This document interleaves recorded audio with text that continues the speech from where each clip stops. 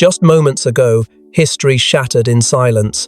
Behind sealed palace doors, the Earl of Wessex made a confidential move that no royal advisor anticipated, summoning Princess Catherine alone into the ancestral jewel chamber of the House of Windsor. Outside, Camilla waited and was denied entry. What secrets lie behind this ancient vault? And why now? Before we go deeper into what this really means for the royal family, make sure to subscribe so you don't miss a single update. The request itself was unprecedented, not because Catherine was summoned, but because of how it was done. No aides, no courtiers, no witnesses. The Earl of Wessex did not send word through protocol or palace channels. He called for Catherine directly, invoking a private authority that had not been exercised publicly in decades. Staff members sensed immediately that this was not ceremonial, not symbolic, and certainly not routine. This was personal. And more importantly, it was deliberate. The chamber Catherine was led into had remained untouched through generations of royal upheaval. Wars, abdications, scandals all passed without disturbing what lay inside. This was not the crown jewels. This was something older, something protected by silence rather than guards. 4 generations of monarchs had chosen not to open it publicly, and yet now, in this precise moment, Catherine was being ushered inside as if history itself had reached a breaking point. The air around the decision carried urgency, not celebration. Outside those doors, tension curdled into disbelief. Camilla, informed only after the summons was issued, reportedly moved swiftly toward the chamber, expecting entry as a matter of rank. That expectation was shattered. She was stopped, not gently, not apologetically, firmly. The Earl's private guards held their ground, repeating a phrase that would soon ripple through palace whispers. "This meeting is not for you." It wasn't a delay. It wasn't a misunderstanding. It was a denial. What made the moment more unsettling was who wasn't there. King Charles. No appearance, no intervention, no message. Those closest to him noticed the absence immediately and drew the same conclusion. Silence was consent.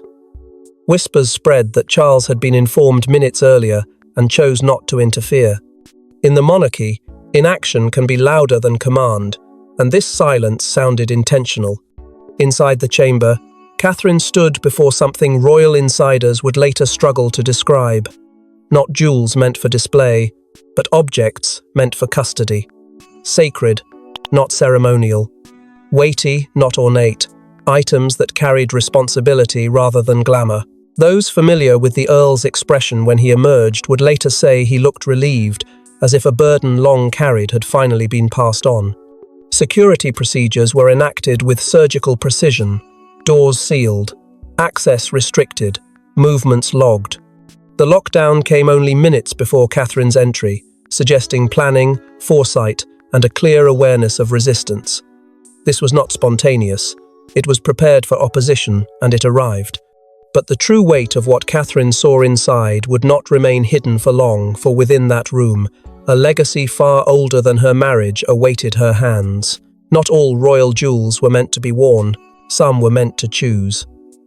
As the chamber revealed its chilling contents to Catherine untouched since Queen Mary's reign, Camilla was left outside, unaware she was being erased from a lineage meant to transcend power. What oath did the Earl silently bind Catherine to? The room's silence was not empty, it was ancient. Every object housed within had witnessed more than a century of secrecy. They weren't coronation pieces or ceremonial ornaments. These were artifacts forged in exile, buried in loyalty, and resurrected only when a bloodline required its next silent guardian. Sources close to the Earl later confessed that what Catherine was shown had not seen daylight since the 1600s. A collection protected not by law, but by a tradition so secret that even reigning monarchs avoided acknowledging it by name. These jewels were believed to have travelled with the Windsors during exile and conflict, passed from hand to hand in coded rituals across generations. What Catherine saw wasn't glitter, it was a binding, spiritual weight that reached across time to land squarely on her shoulders. Each piece came with a corresponding record, each record with a sealed vow. None of these had ever been read at a coronation or worn during a jubilee. They were untouched because their purpose was preservation, not presentation. For Catherine, the moment was not about receiving it, was about being chosen. And in that choosing, something ancient was reawakened. According to one insider, the room seemed to test her. She was told to touch only one object instinctively. She did. And when her hand rested on a brooch, carved in royal sapphire and shaped like a starburst, the entire room fell silent. The Earl did not speak. Catherine reportedly fell into quiet tears. She didn't ask what it meant. She understood. There was more. The brooch came accompanied by a scroll sealed in red wax and marked with the cipher used exclusively by Queen Elizabeth II for her most private communications. It was not addressed to a title. It was addressed to a name. Catherine. The cipher, decoded later in private, would unveil one of the boldest secrets Elizabeth had ever buried, but its emotional weight already registered in Catherine's expression. And perhaps that's when the Earl knew. She didn't wear the crown, but she carried the memory of someone who did, and who had clearly prepared her for this moment long before the world noticed. Camilla's absence from the chamber was not a matter of timing. It was structural. The Earl's team had enforced the exclusion with intention, not accident. Those who questioned it were quietly shown an archived codicil signed by George VI, instructing that certain rights of inheritance bypass royal spouses not born of Windsor blood. Camilla, for all her titles, was never meant to enter this legacy. The codicil had remained dormant for decades, but today it moved like thunder through the palace. The Earl's decision wasn't his alone. It was guided by duty and confirmed by destiny. What began as a private invitation had now become a public reckoning. The jewels were no longer silent, and neither was the legacy they carried. But this was not just about heirlooms. It was a message forged in inheritance and silence, one that would echo into the next royal confrontation. Camilla's temper was no secret, but never before had she been barred from what she believed was her birthright by marriage. When she learned that Catherine was alone inside the vault of sacred artifacts, her reaction sent shockwaves through palace staff. Doors slammed, voices rose, and the line between consort and contender was redrawn. It started with a denial that no one in the palace had ever dared utter in her presence before. "Not today, Your Majesty." The words weren't delivered with aggression, but with precision, and that made it worse. Camilla, dressed for what she assumed would be a routine day of engagements, had walked confidently toward the West Wing chamber, only to be halted. The aide who blocked her path didn't flinch, didn't bow, didn't move. His instructions came directly from the Earl of Wessex. Catherine was inside, alone, and Camilla was not to enter. That moment cracked something in her. A fury not born out of pride, but panic, the kind that erupts when one realizes the world has shifted in their absence. She demanded answers. What was happening? Why had she not been informed? But the aide gave none. 2 royal guards stood behind him, unmoving. Their presence wasn't to protect, it was to prevent. What followed was a tense standoff, thick with silent judgment. Whispers began as quickly as the confrontation escalated. Staff who passed the corridor later recounted that Camilla's voice could be heard 2 rooms away. This was no misunderstanding. It was exclusion, intentional and brutal. Desperate for support, Camilla tried reaching Charles. She placed 3 calls in under 10 minutes. None were answered. The silence that met her was more than technological, it was political. Charles, it appeared, had chosen not to interfere, and to Camilla, that silence felt like betrayal.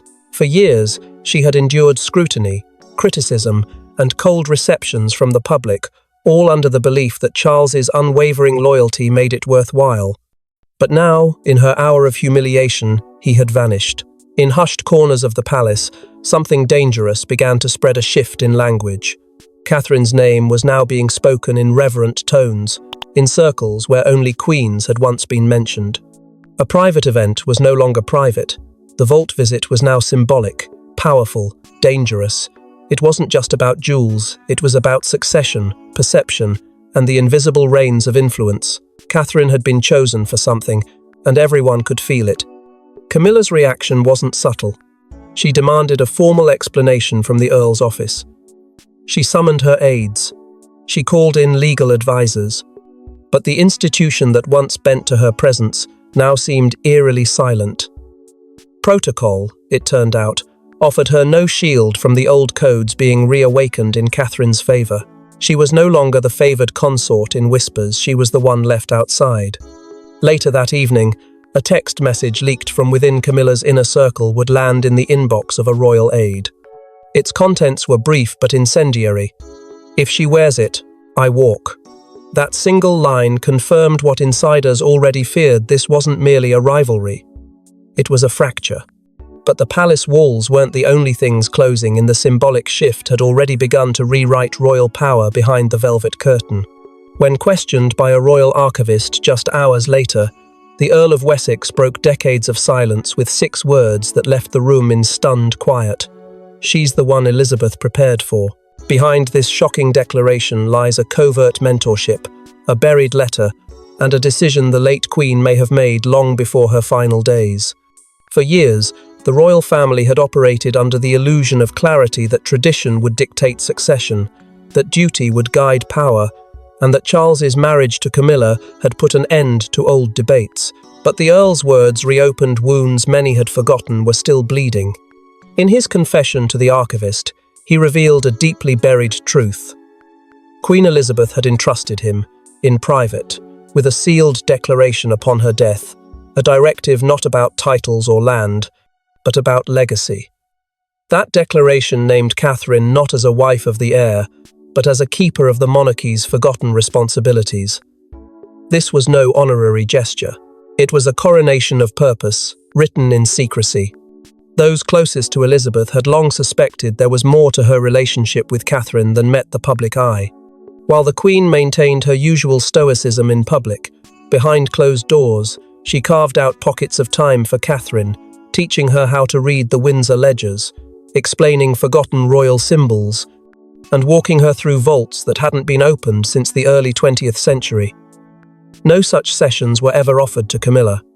In fact, it is now known that Camilla was deliberately left out of several briefings related to royal continuity and ceremonial inheritance, a subtle but powerful exclusion that carried deep institutional weight. The Earl, once reluctant to speak, was now forced to explain what he had long protected. In private, he described Catherine not as a mere royal spouse, but as the last link to a forgotten royal responsibility. A bridge, as he put it, between the old code and the future crown. His voice, insiders say, trembled as he recalled Elizabeth's final words on the matter. "Only she will understand what it means not to rule, but to guard." That single line became the compass for the Earl's every move. In the days that followed Elizabeth's death, culminating now in the chamber, the jewels, and the locked door that left Camilla standing outside. The justification for these actions was not improvised. Buried deep within the Queen Mother's final trust document was a clause obscure and long dismissed, stating that certain sacred regalia could be passed only to a successor prepared by direct maternal will. It was an arcane piece of language, one few ever read with intention, until now. The clause was re-examined by Royal Legal Counsel following Elizabeth's passing and found to support the Earl's actions. He had the letter, he had the clause, and most importantly, he had the Queen's unbroken seal. Emotionally, this decision wasn't free of conflict. The Earl's loyalty to his sister, Elizabeth, had always been unwavering, but insiders say this was the one duty he feared most. Not because he doubted Catherine, but because he remembered the destruction that unfolded the last time the family ignored a monarch's private wishes. His fear was simple: history repeating itself, and this time, he vowed not to let it. As word spread through the palace corridors, one undeniable truth emerged. The crown's future wasn't being worn, it was being decided in secret. Not everything handed to Catherine was gold and gemstone, one item was far more dangerous. Inside a sealed scroll, written in Queen Elizabeth's unmistakable cipher, was a warning and an instruction. What Catherine read next reportedly left her motionless for nearly 6 minutes. What ancient truth was she chosen to carry? The scroll had not been touched since the Queen's passing. Stored under dual security clearance and marked with a symbol that only Catherine had been trained to recognize, it was the final piece left by a monarch who had quietly been preparing for this very hour. The cipher was layered, complex, and deeply personal, not the work of a state scribe, but of Elizabeth herself. The decoding took less than a minute. The meaning would haunt Catherine far longer. The message began not with a greeting, but a stark declaration. If you are reading this, the balance has shifted. From that moment, the scroll transformed from artifact to prophecy. What followed next redefined everything Catherine thought she knew about her position. The Queen did not speak of lineage, duty, or title. Instead, she spoke of something far more elusive: grace. In the margins of that royal parchment were the words, "heir of grace, not blood." That phrase shattered centuries of traditional succession logic and hinted at a deeper, hidden strand of royal responsibility, one that could not be passed down, only recognized. It was a reference to Protocol Clarion, a directive no one in the current royal household had ever publicly acknowledged, let alone enforced. Yet there it was, in the Queen's own hand, resurrected like a phantom document summoned for crisis. Protocol Clarion, the scroll explained, was an emergency code reserved for moments when the continuity of the monarchy faced internal corrosion, when allegiance to the throne outweighed proximity to it. In that moment, Catherine understood. Her role wasn't symbolic, it was protective. She was not there to be crowned, but to keep the wrong hands from seizing what had not yet been earned. The scroll gave her no permission, it gave her instruction. Guard the unmarked regalia, block unauthorized crowning, trust only the one who carries the mother's seal. Then came the most gut-wrenching line of all, one that aides say brought tears to Catherine's eyes. She knew Camilla would try. It wasn't an accusation. It was preparation. Queen Elizabeth, it seemed, had seen the possibility of conflict well before it ever took form and had orchestrated a silent defense. Catherine was not told to confront. She was told to protect the jewels, the meanings, the symbols that could shift narratives if placed in the wrong hands. It wasn't about fashion or ceremonies. It was about legacy warfare. Beneath that warning was something softer, but no less potent, an unspoken suggestion that Charles's grip on stability may falter. The final paragraph hinted at support Catherine might need to lend in a future regency, not if Charles passed, but if he could no longer lead. It was subtle, heartbreaking, and undeniably prophetic. With the weight of prophecy and protection placed in her hands, Catherine exited the vault, but what awaited her on the other side was not peace. They weren't supposed to see each other, but fate, or something more calculated, placed Catherine and Camilla face to face in the corridor of succession. What unfolded between them wasn't just words. It was a battle of legacies, whispered accusations, and a final, chilling phrase from Catherine that silenced even the guards. The tension erupted in silence first. As Catherine exited the restricted vault chamber, still carrying the invisible weight of the cipher scroll and sacred pin, Camilla appeared at the far end of the corridor, flanked by 2 aides. The timing was too perfect to be accidental, and too volatile to be ignored. For a moment, they stood motionless.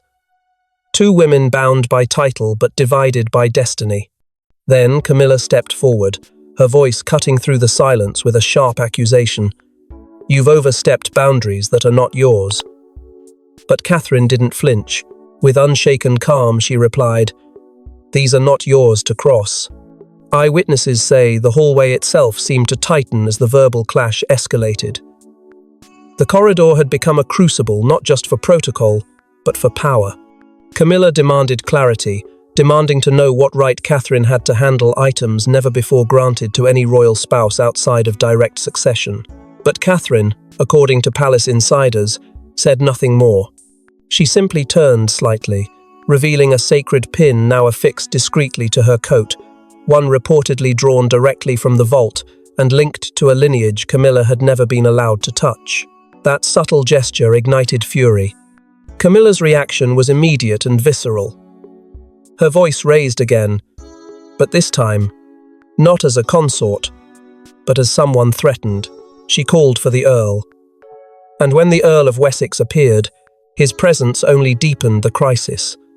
Camilla looked at him and demanded answers, but the Earl offered no words. Instead, he gave her a long, unreadable look and walked away. That silence, again, said everything. He had already made his decision, and it wasn't hers. Security didn't form around Catherine. They formed between them, not for Catherine's protection, but to maintain order. The corridor was no longer safe for diplomacy. It was now a fault line separating two versions of monarchy, one rising quietly, and the other struggling not to be erased. Camilla tried one final time to assert control, declaring that these actions would not go unchallenged, but Catherine remained composed. Witnesses claim her gaze was steady, her voice low when she offered a final reply. "This isn't about replacing her, it's about continuing her." That single phrase stopped even the guards. It wasn't defiance, it was finality. And in that moment, Camilla's expression changed, not just rage, but realization. The legacy she believed was hers had already moved on. Her words before turning away were ice-laced and brittle. "You'll regret taking her place." But they fell flat, as if the corridor itself had rejected them. But while emotions boiled within palace walls, outside the world had begun to hear rumblings of something far older than rivalry. He could have stopped it. One royal decree would have ended the whispers, but when King Charles was briefed about the Earl's actions, his response was as unexpected as it was telling. He said nothing, and in the monarchy, silence is never accidental, it's strategy. The palace had descended into quiet chaos.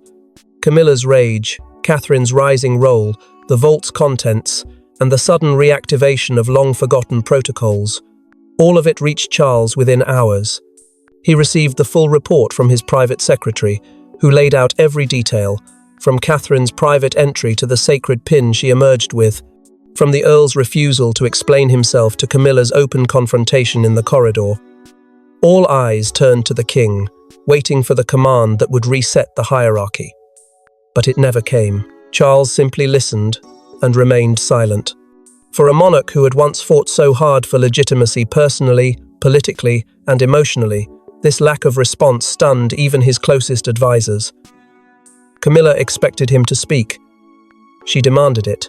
She pressed for an audience, requested a public statement, even sought a clarification from the communications office, but none came. And when a senior aide was later questioned about the king's silence, they reportedly whispered a single, loaded sentence to a journalist off record.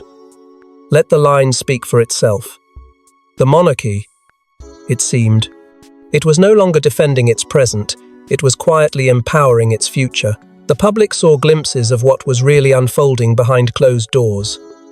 Catherine was photographed the next morning, attending a private tea with Princess Anne, a meeting that sparked intense speculation. Though no statements were released, the optics were undeniable. Two of the royal family's most respected women, sitting together in quiet accord, as if finalizing a pact that no man could undo. Meanwhile, Camilla cancelled 2 scheduled appearances with short notice, citing schedule adjustments.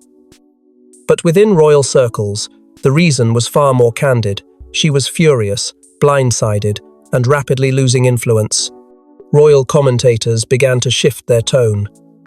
Where once the press cautiously balanced every mention of Catherine with a nod to Camilla's seniority, now they spoke with clarity. This was no longer a slow evolution of roles. It was a transfer of authority by omission. And King Charles, by saying nothing, was saying everything. In a house where titles are reinforced by words, silence became the loudest proclamation.